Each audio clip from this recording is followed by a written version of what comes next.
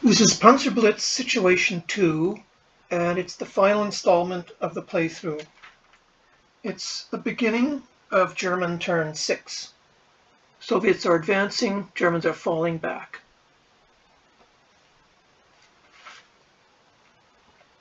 So on the west board, we continue to retreat slowly.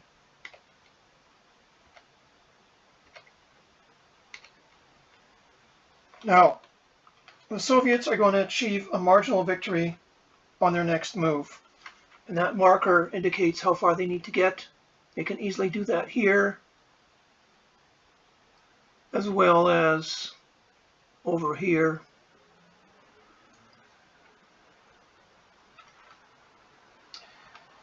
The basic problem still remains. If the Germans concentrate to actually fight the Soviet infantry, they don't have enough other units to stop the Soviet vehicles from running forwards.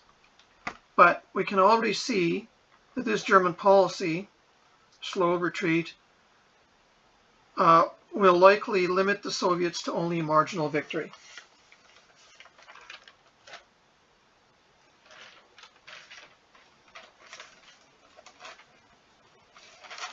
And we continue to move back over here and over here as well. We retreat slowly like this.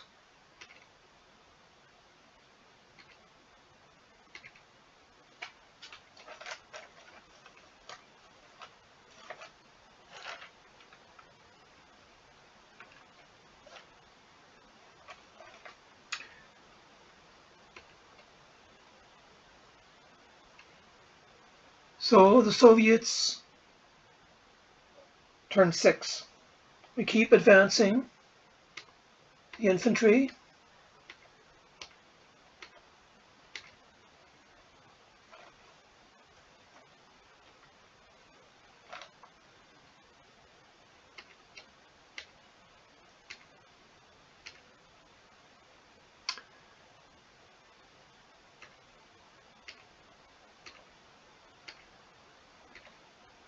And whoops, it all changes. With almost the entire German force committed to slowing the Soviet infantry in the east and west, one truck heads for the middle board, which is completely unguarded, and there's nothing available to stop it. And let's have a look at what the targets are.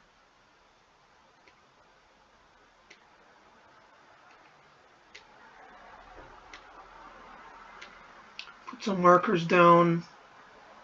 That marker represents the line the Soviets need to get a decisive victory. And this marker shows where they need to get get a medium victory.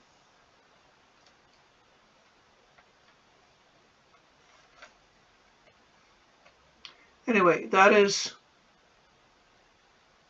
Soviet turn 6.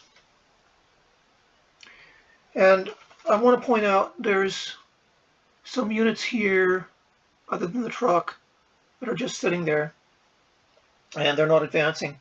And the reason is they're kind of stuck in the forest here. If the mortar advances, it immediately gets shot and killed, so there's no point.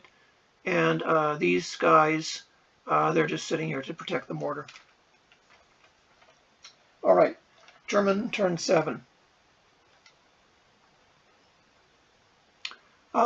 They can shoot at these things, but those are not useful shots. So the Germans don't have any useful shots this turn. Now, if these tanks sit, they're exposed to a 1-2 -1 cat, which has a 50% chance of dispersal, with a 2-1 -1 cat the next turn, and that's too risky at this time. So we're going to have to withdraw those tanks. And we're going to have to send some units to deal with this truck. A single truck towing a gun, it doesn't take much. So continue the German move. Tanks go back. These things redistribute themselves. A tank goes to pick on a truck. This truck carrying a gun, and from the north we bring one truck to help out. Otherwise, just fall back.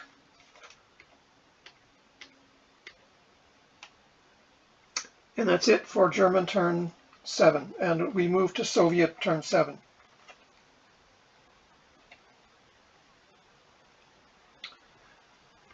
Here we go. Advance. In the west, the truck can only wait for the infantry to open a hole in the German line. Driving around in the open hills here is just suicide.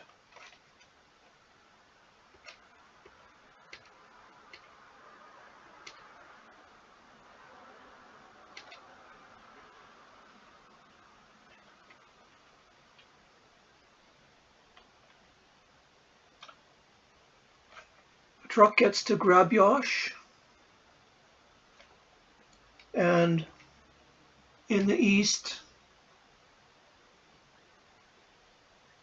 the tank gets onto the hill, which threatens a half-track in the gully.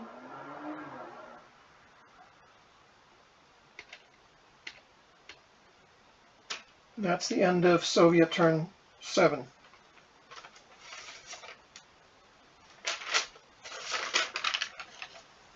So we move to German turn 8. So we can now try to adjudicate the game. The 3 boards can be treated separately.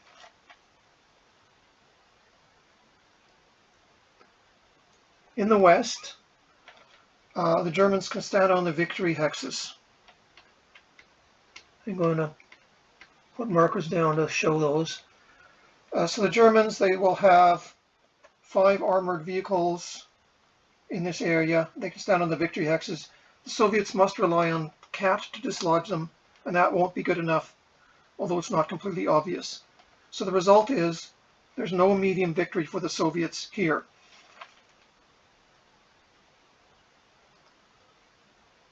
On board 3, it's more complicated, but still can be figured out. So the tank goes there. We put that one truck there with a gun drop there, and the other truck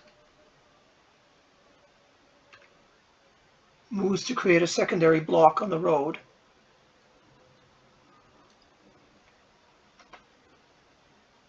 Now, what can the Soviet truck do? It can't stay where it is.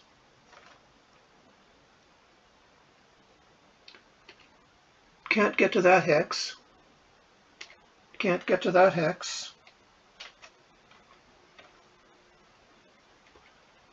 If it goes somewhere like there, the gun shoots it.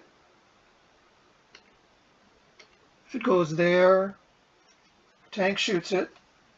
And there's still the big mortar that can shoot lots of places over there.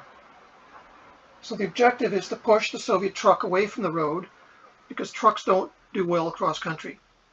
The Soviet truck needs to hide somewhere long enough that it can run forward on the last turn of the game.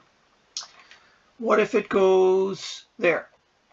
That's too far and it can't get back in time. What about here? Same thing, still too far. What about if it just goes there?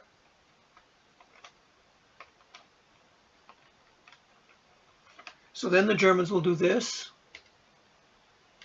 The truck runs away again.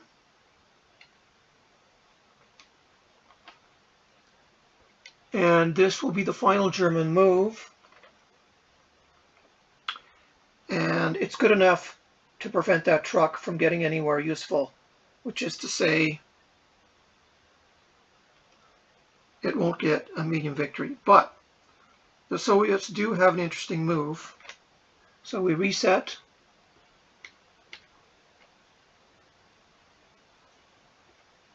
What if the truck goes there and unloads the gun?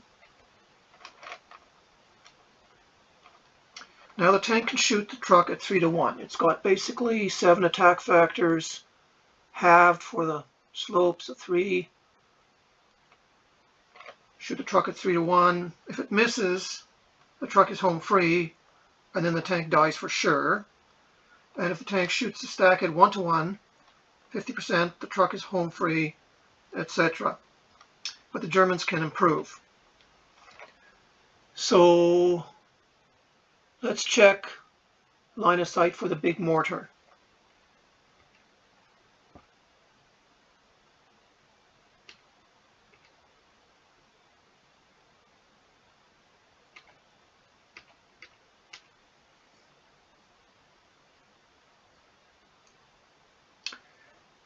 It can't see that hex.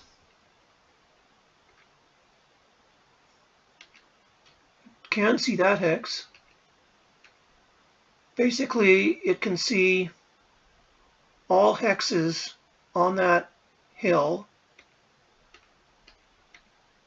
like that, not the ones marked with the Soviet markers. There's 2 hexes it can't see.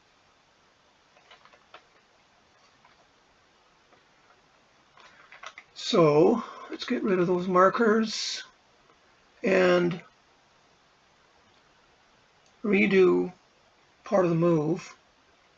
So that truck, which left the gun in the city, is instead going to leave the gun there.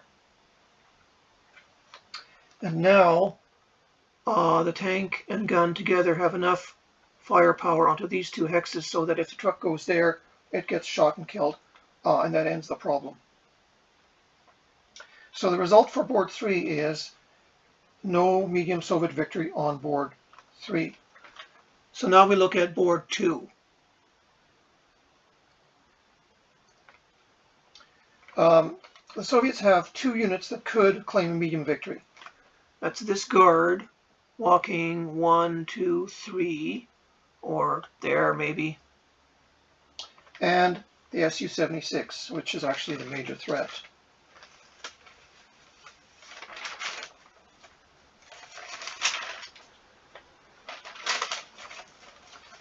So let's think about how we're going to deal with that. First of all, if these tanks sit, the Soviets can do this.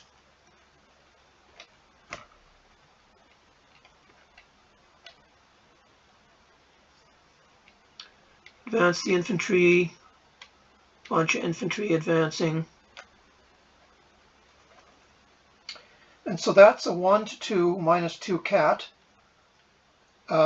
which will be a 2-1 -2 cat next turn. And that looks like a bad move for the Germans. So those tanks have to withdraw to there maybe.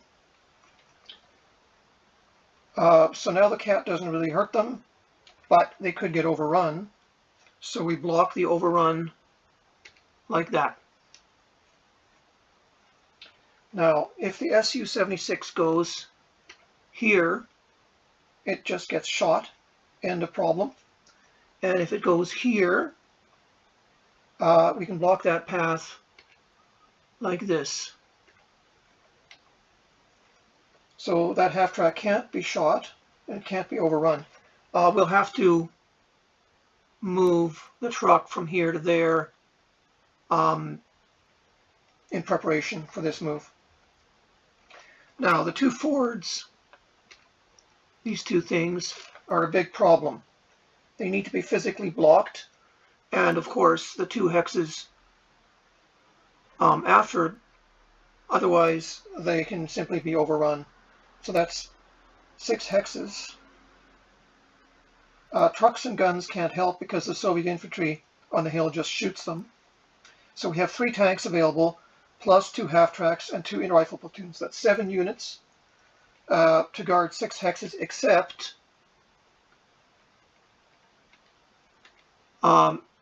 there's also that route, and the Su-76 could run in there.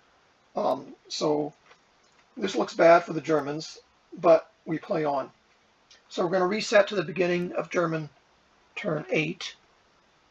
Put everything back where it was at the beginning of turn 8. like that.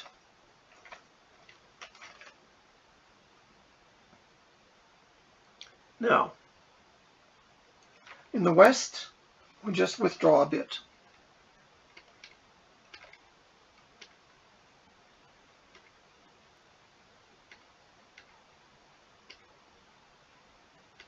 Remove the markers, just withdraw a bit. Also here, again, we encounter the problem that vehicles must move first, which affects road movement.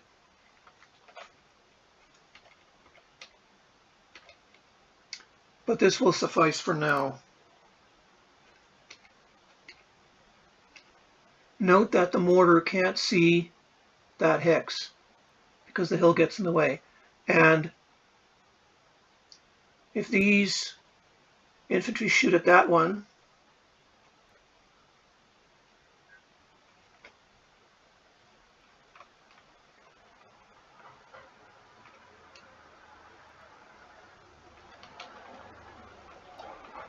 then they can't talk, which is to say they can't walk, and they need to walk to claim the win. Can't talk and walk at the same time. So let's complete this move, and now we have to look at board 2. How is this going to work? So where can the Su-76 go?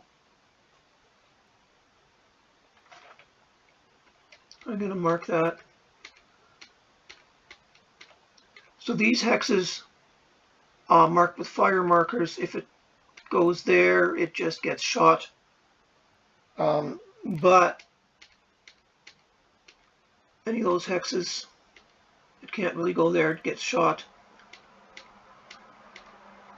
But if it goes in the gully,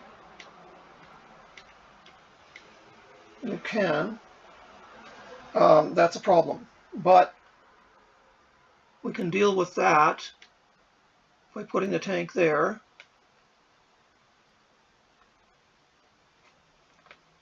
So we do this, and the German line holds one more turn.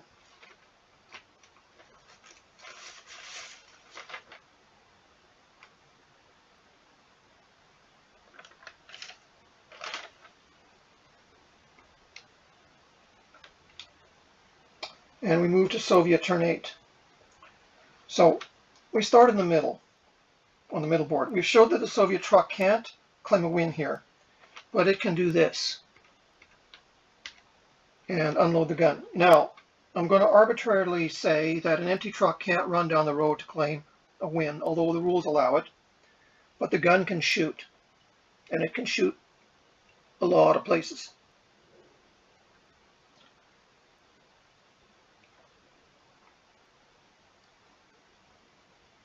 In the west, we advance like so, and also unload that gun. And again, I'm going to say that running this empty truck forward can't claim a win, but the infantry alone provides a serious threat. So the gun maybe can shoot something, create a hole.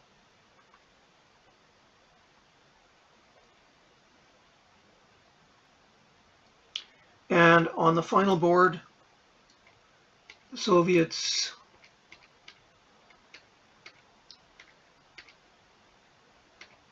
put the tank here, where it has many things it can see and shoot on turn 9.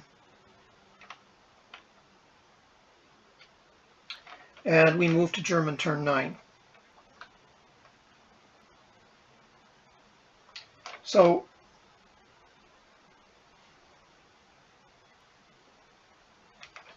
let's start with the middle board.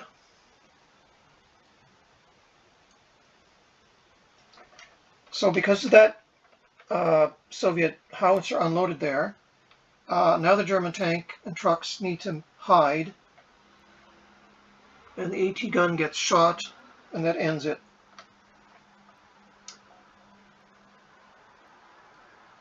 On board 1, the Germans will stand on the victory hexes. Soviets could kill some units, but should not be able to clear those hexes fast enough. But board 2 is a real problem. Note that the big howitzer can actually see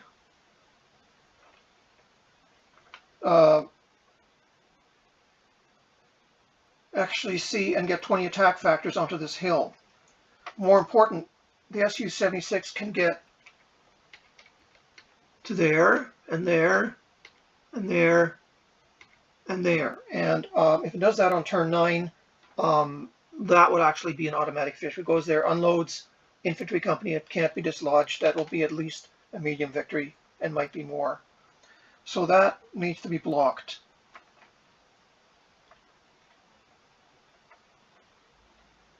So let's see what the Germans can do about that on turn 9.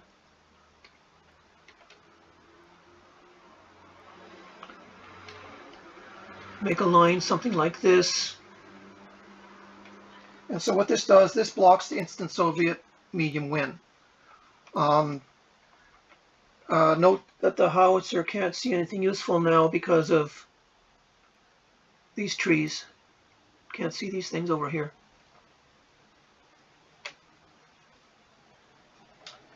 Note that the Su-76 can't see this Stug. That brown hexide gets in the way. Note that the Su-76 can't get a doubled attack because nothing's close enough. The Su-76 can overrun